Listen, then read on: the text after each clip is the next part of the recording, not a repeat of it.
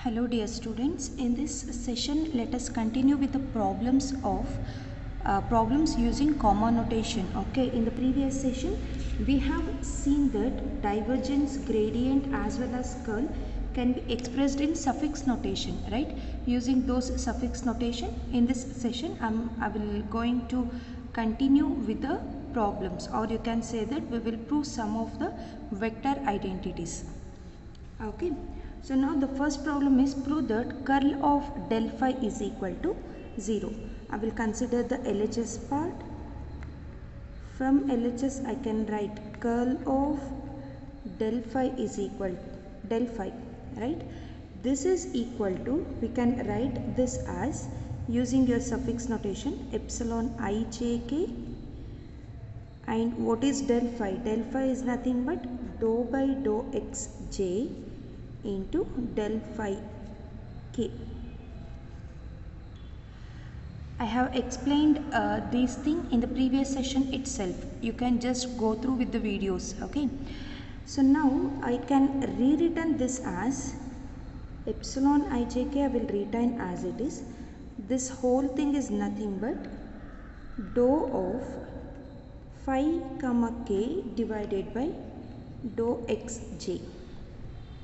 Right, so now this is nothing but epsilon ijk as it is. Using suffix notation I can write this as phi comma kj, right? So here this phi comma k, we know that from suffix notation this phi comma k is nothing but dou phi by dou xk. So if you write in this way, gradient will be retained in a partial derivative form, right? So don't get confused with this. So now I have epsilon ijk phi comma kj. Now I will consider this part. Consider epsilon ijk phi comma kj. So we know that if I interchange the suffixes I will get minus sign, right? So minus epsilon ikj phi comma kj. Okay, so now this will be equal to minus epsilon ijk. So again I am interchanging ijk and I will interchange here also. So phi comma jk. Okay, so this will be equal to minus epsilon ijk phi comma kj. We can write in this way, right? So for this also we have seen one problem in the previous session. You can just go through with that.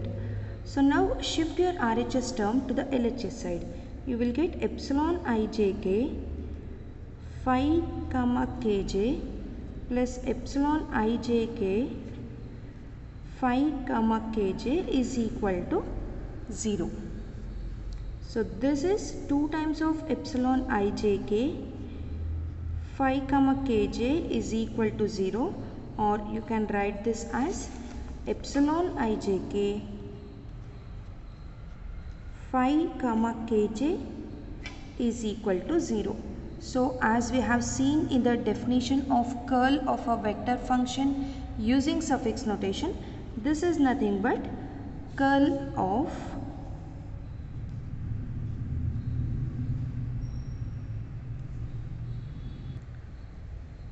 so you will get curl of del phi, or we can say that if you consider the LHS part, you got this, right, as your RHS.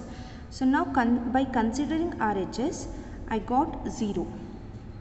So from this, LHS is equal to RHS. You can observe, right? In the RHS, I have 0. In the by simplifying the LHS part, we got 0. Since LHS is equal to RHS, I can say that curl of del phi is equal to 0. Okay, so now let's move to next problem.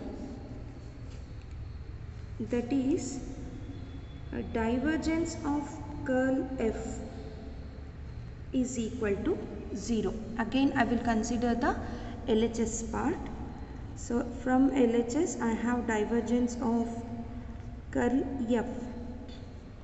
I will consider alpha is equal to curl F. Okay, we are just assigning some value to this curl F, and that value is nothing but your alpha.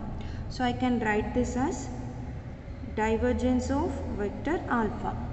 So again use the suffix notation. Using suffix notation, divergence of alpha can be rewritten as alpha I comma I. Replace the value of alpha. So value of alpha is curl F I comma I. So we know that curl F is nothing but epsilon ijk Fk comma j I comma, sorry, this is comma I. So the value of this whole thing is nothing but epsilon ijk Fk comma j comma I. Okay. So now we can rewritten this as epsilon ijk Fk comma ji.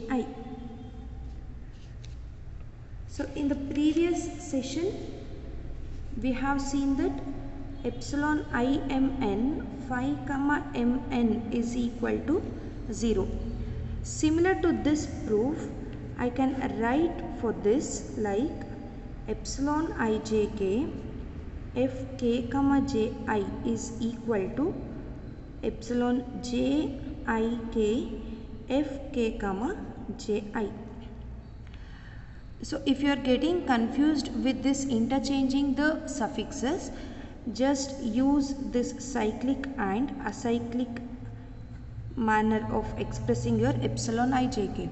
Okay, so we know that epsilon 123, epsilon 231, epsilon 312 is equal to minus epsilon 132 minus epsilon 213 minus epsilon 321, right? So in the place of 123 we have ijk.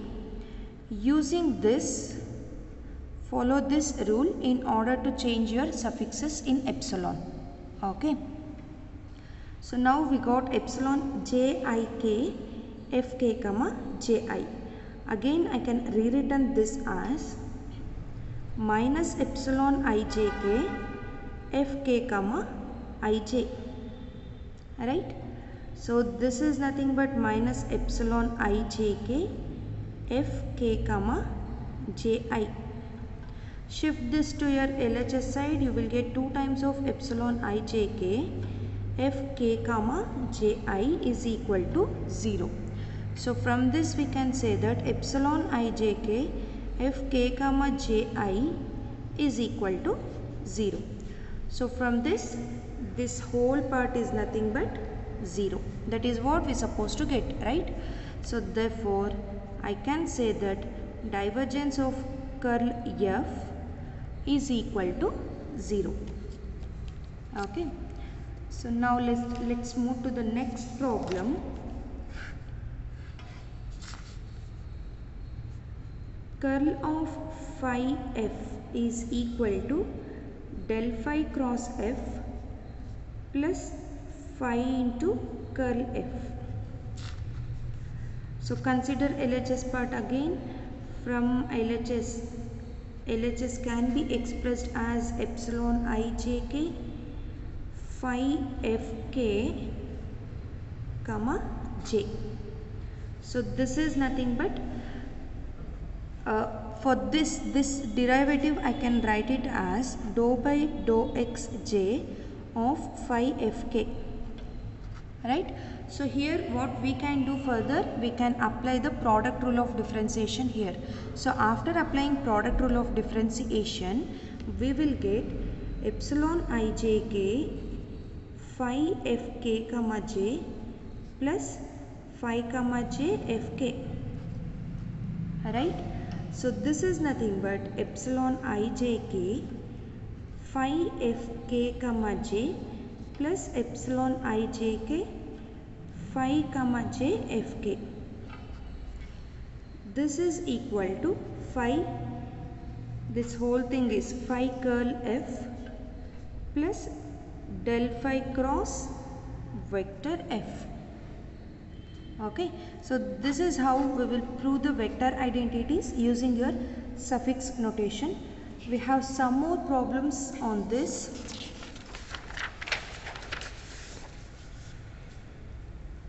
So next problem is divergence of F cross G is equal to G dot curl F minus F dot curl G.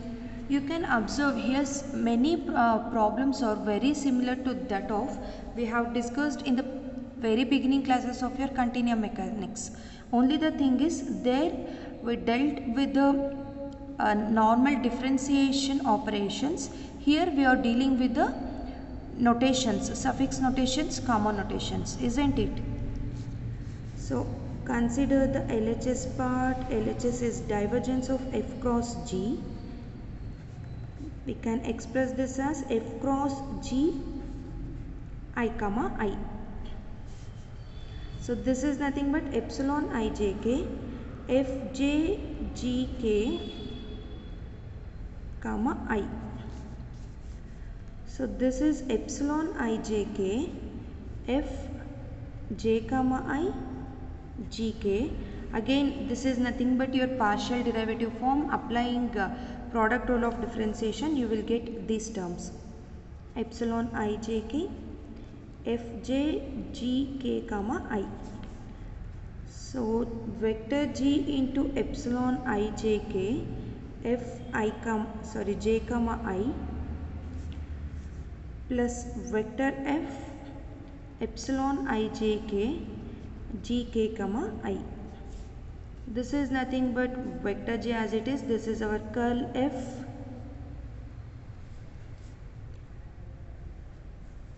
So we can write this as minus vector F into epsilon jik gk comma I. Right? So now this is G into curl F minus vector F into curl G.